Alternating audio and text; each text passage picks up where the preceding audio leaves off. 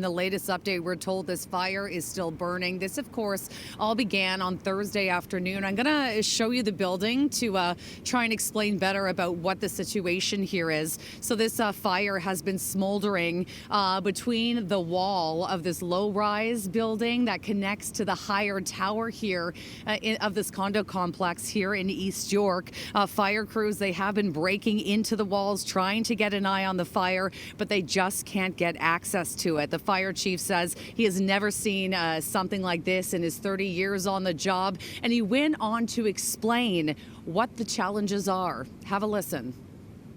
This is the material, which is combustible particle board that was placed between an expansion joint. That is causing us the problem. And access to getting to this is next to impossible for our crews, and we have been trying everything. But this is the problem that we are talking about. And if you can imagine a cigar burning slowly up and up without visible flames, this is what my staff have been dealing with since Thursday afternoon at 1:30, with no way to access it except very manual labor ways and very laborious ways.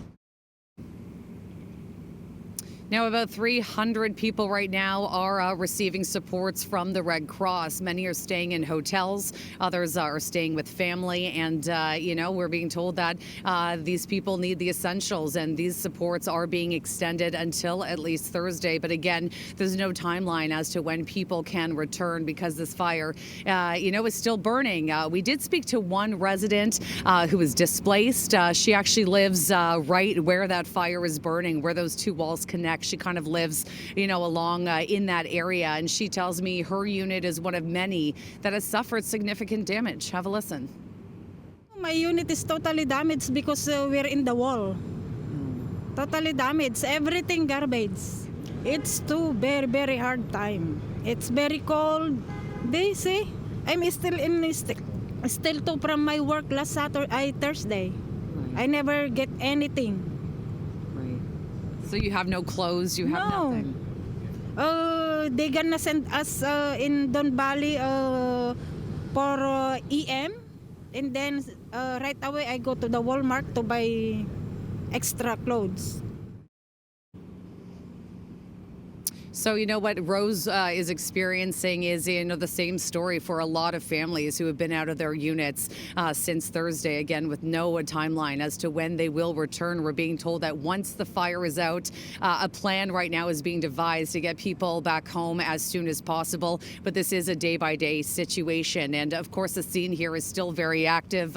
We're being told that there's a team of engineers here, top-class engineers, that are right now brainstorming ideas and solutions, ways that crews can get to this fire that they just have not been able to access. At this point, a cause is still unknown. The fire chief saying that it appears the origin, where it ignited appears to be somewhere in a parking garage. But until, this situation is dealt with, the investigation into the cause won't begin. So, a lot of answers, questions still remain, and this is a wait-and-see situation. No more updates from Toronto Fire today unless there is something significant to report.